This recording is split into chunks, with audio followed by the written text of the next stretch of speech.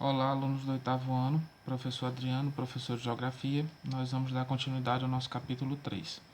Eu vou buscar passar para vocês algumas orientações de como proceder nos estudos e aos conteúdos que nós vamos ver.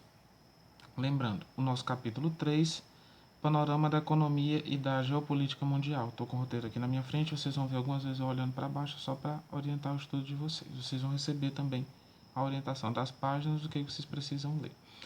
Para ficar bem claro, lembrando, quando a gente fala em panorama, é a forma que você vai estar vendo as coisas, é aquela visão que você tem das coisas, é uma panorâmica, como você tirar uma foto panorâmica. Você está vendo aquele instante, aquele momento. Nós vamos estar falando da economia mundial nesse momento e da geopolítica mundial. Por exemplo, se eu perguntar para vocês, professor, o que é geopolítica? Geo vai ser de terra e política são os acordos e as convenções que as empresas, os mercados fazem. Então, geopolítica mundial são os acordos que os países fazem para comercializar produtos. Toda a geopolítica do mundo hoje está voltada para tentar resolver ou minimizar os prejuízos de uma pandemia.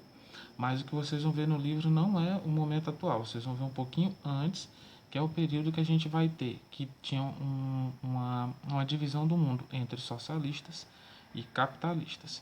Lembrando, é muito comum hoje vocês ouvirem alguém chamar o outro de socialista, capitalista, de comunista e muitas vezes usam as palavras sem saber. Eu vou buscar tentar fazer essas definições para vocês. Portanto, a primeira coisa que eu quero que o aluno lembre é trabalho. Trabalho, tanto faz seu trabalho do professor, o trabalho do seu pai, da sua mãe. Trabalho é uma ação que o ser humano faz para suprir a sua necessidade. Se eu tenho a necessidade de ganhar dinheiro, eu preciso trabalhar. Seja como mototáxi, seja como professor, seja como advogado, seja como delegado, seja como for. Trabalho é uma ação que você vai fazer para suprir a sua necessidade. E para ser trabalho, você precisa receber o que a gente vai chamar de salário, que é o que você recebe pelo que você fez.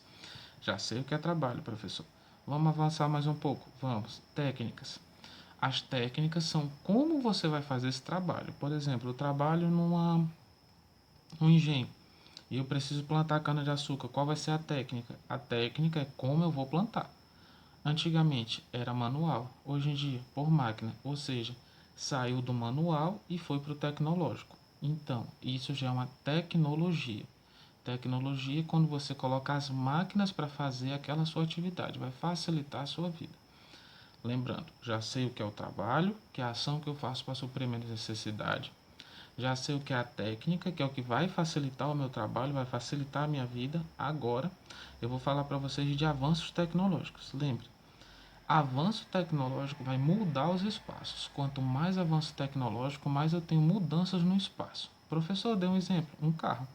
Antigamente você ia para Pindoretama de pé, por dentro do mato, ou com animais. Hoje em dia você vai de carro, você vai de ônibus, você vai de moto. Você tem vários veículos para trazer e levar você para Pindoretama e da Pindoretama para o mundo. Então, avanço tecnológico é quando a tecnologia passa a ser inserida no seu dia. Professor, tem outro exemplo? Tem. O celular. A gente está usando agora o celular para poder se aproximar, tanto eu do meu aluno, quanto o meu aluno de mim. O celular é um aparelho tecnológico, ele está facilitando a nossa vida. Tudo que facilita a nossa vida a gente pode considerar como um avanço tecnológico.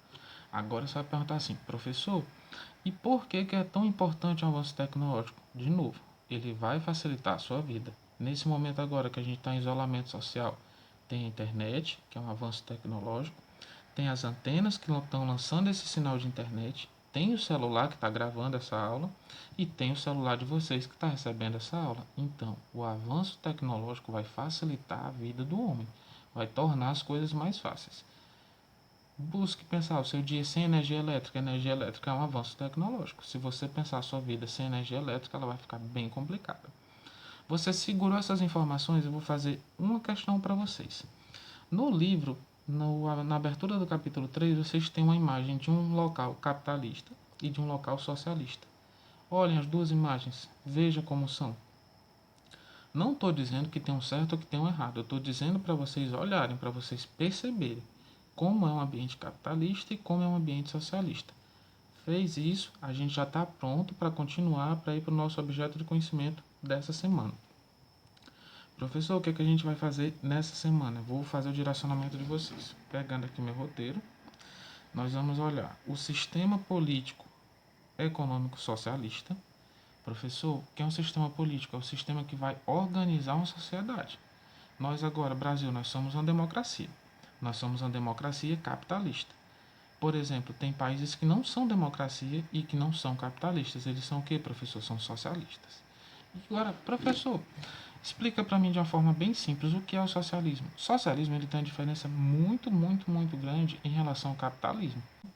Professor, o que é um sistema político? É o sistema que vai organizar uma sociedade. Nós agora, Brasil, nós somos uma democracia. Nós somos uma democracia capitalista.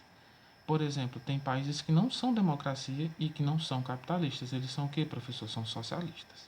E agora, professor, explica para mim de uma forma bem simples o que é o socialismo. O socialismo ele tem uma diferença muito grande em relação ao capitalismo. O socialismo não tem classe social, não tem rico, não tem pobre, não tem classe média, não tem classe média alta. Todo mundo é visto como igual. Você tem o mesmo patamar de rendimento. O seu salário é igual para todos. As suas propriedades pessoais, coisas do Adriano, coisas do aluno, não. Tudo vai pertencer ao governo.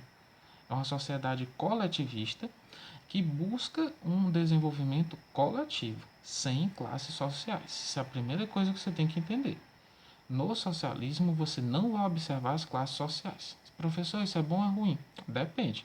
Para mim, Adriano, pode ser bom. Para você, aluno que vai estar lendo o seu livro, pode ser que não seja. É a opinião de vocês, vocês vão ler, vão interpretar, para daí tirar o seu conhecimento. Ou seja, é livre para você perceber, você fica livre para ter sua opinião, se você é a favor, se você é contra, se você concorda, se você não concorda.